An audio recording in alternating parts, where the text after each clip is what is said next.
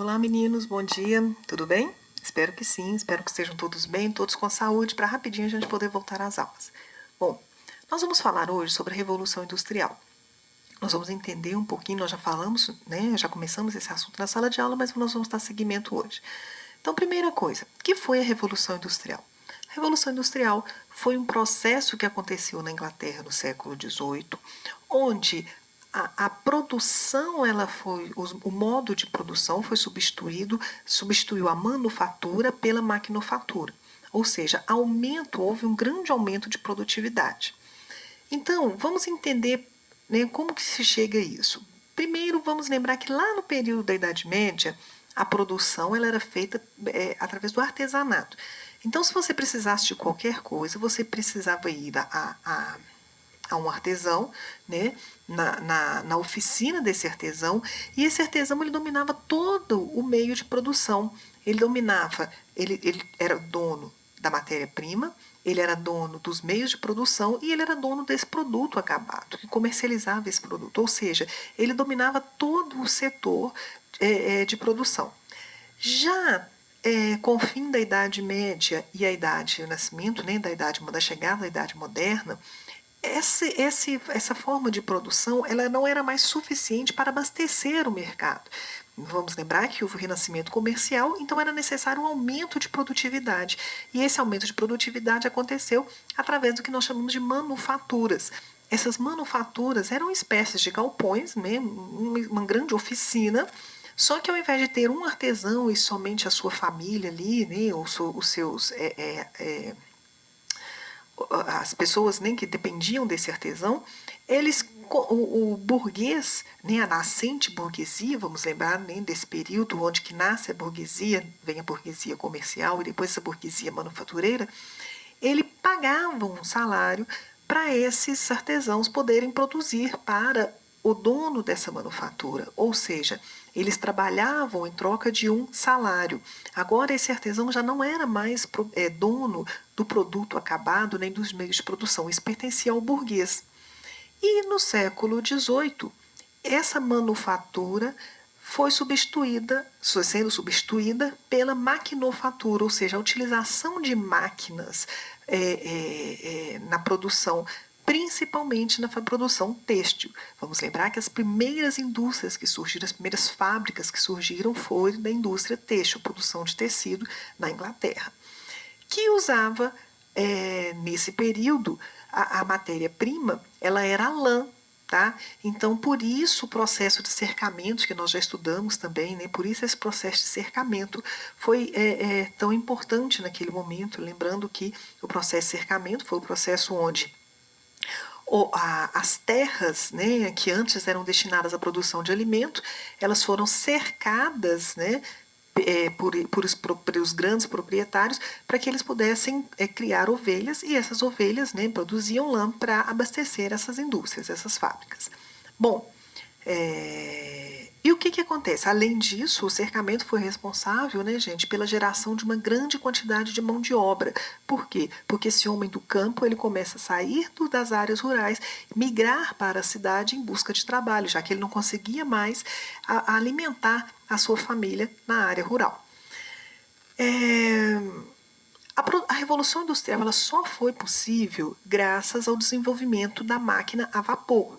Tá? Essa máquina a vapor ela aumenta a produtividade. E essa máquina principal delas era o tear, né? Esse tear, ou seja, de produzir tecido, ele era utilizado e era uma máquina a vapor. Ele aumentava a produtividade, abaixava o preço, né? Ou seja, quanto mais se produz, mais barato fica, mais barato o custo de produção, então mais barato esse produto chega ao consumidor final. Quem tinha condições de manter esses teares ou essas indústrias, né, essas fábricas, né, nesse primeiro momento? Vamos lembrar que nesse momento, gente, duas classes sociais foram muito importantes. Primeiro foi o surgimento da classe operária. Vamos lembrar que os operários, essa classe social ainda não existia. O operário, quem que é? É aquele que não tem qualquer Ele não possui qualquer meio de produção. A única coisa que ele possui é a sua força de trabalho e ele vende essa força de trabalho para poder ele vende a sua força de trabalho para poder se alimentar em troca de um salário ao final do mês. Então essa classe operária surge nesse momento. Claro que nessa época ainda não existia nenhuma regra trabalhista, nenhum contrato trabalhista, tá? Então eles ficavam bem à mercê da vontade, né, dos donos, dos proprietários, desses burgueses. E a burguesia que já existia, mas agora não era mais uma burguesia comercial, apenas uma burguesia comercial ou uma burguesia manufatureira. Essa burguesia agora é uma burguesia industrial, né, e que abria mão dessa força de trabalho dos operários com muita facilidade, porque como tinha uma grande massa de mão de obra, existiam muitas pessoas querendo trabalhar, então era muito fácil substituir um operário naquele momento, tá bom? E essas leis trabalhistas elas foram surgindo com o tempo, né? Nós vamos falar disso futuramente, nós vamos falar sobre os movimentos operários, né? Os primeiros movimentos operários, a formação de sindicatos, como aconteceu, por exemplo, o cartismo, o ludismo, né? Mas nós vamos falar disso em outra aula, tá? Essa revolução acontece na Inglaterra, eu já falei, né? Mas principalmente pelo acúmulo de capital que possibilitou a criação dessa indústria. Vamos pensar que isso não era uma coisa barata, né? Não é uma coisa barata de ser feita. Esse acúmulo de capital acontece devido a todo o processo que veio acontecendo desde a Revolução Inglesa. Vamos lembrar que a Revolução Inglesa foi a primeira revolução liberal burguesa que substitui a monarquia absolutista pela monarquia constitucional parlamentarista. E isso foi muito importante porque uma vez a burguesia no poder, essa burguesia vai determinar e vai preparar terreno para, claro, que ela seja a grande beneficiada, né? Vamos lembrar que a Inglaterra não abandona a monarquia, o regime monárquico, né? A monarquia ela continua existindo, assim como existe até os dias de hoje, mas uma monarquia constitucional parlamentarista e não a monarquia absolutista como nós tínhamos na grande maioria dos países da Europa naquele momento, tá? E essas indústrias, elas eram movidas, essas fábricas, né, naquele momento, elas eram movidas com motor a vapor. Esse motor a vapor era abastecido pelo carvão mineral. Esse carvão mineral não é esse carvão que em casa da gente fazer churrasco, não, tá, pessoal? O carvão mineral, ele é adquirido nas minas, né? E a Inglaterra, ela possuía uma enorme reserva de carvão mineral, tá? A título de curiosidade, valeria muito a pena aí se vocês assistissem depois o filme Germinal, que ele fala, mostra, né, esse trabalho, essa luta dos operários, e mostra o trabalho nas minas, como ele era sofrido, vale muito a pena assistir. É um filme bem bacana. Bom, já falei, né, que a principal matéria-prima era o minério de ferro, né? Esse minério de ferro possibilitou a criação de máquinas com maior durabilidade, maior resistência, maior durabilidade, consequentemente aumento da produção, né? Existia uma grande quantidade de mão de obra, já falei, devido ao cercamento, aos processos de cercamento. Essa mão de obra era uma mão de obra muito barata, era uma mão de obra desqualificada, e existia a grande quantidade de trabalho infantil, né? Esse trabalho infantil, principalmente pelo tamanho das crianças, elas conseguiam, por exemplo, entrar no meio das máquinas para desobstruir alguma coisa que estava emperrada ou tirar o resto de tecido que caía, o resto de lã que caía, né, no chão, nessas máquinas, e podiam emperrá-las. Então o trabalho infantil era muito utilizado também. E ele era muito necessário para as famílias. As famílias eram muito mais numerosas que as famílias de hoje. E as famílias, né, elas eram mais numerosas e elas precisavam alimentar todas essas pessoas. Então todo mundo precisava trabalhar. Não existia salário mínimo, né, não existia nenhuma garantia trabalhista, como eu já disse. Bom, surge nesse momento também, gente, as locomotivas a vapor, o navio a vapor, né?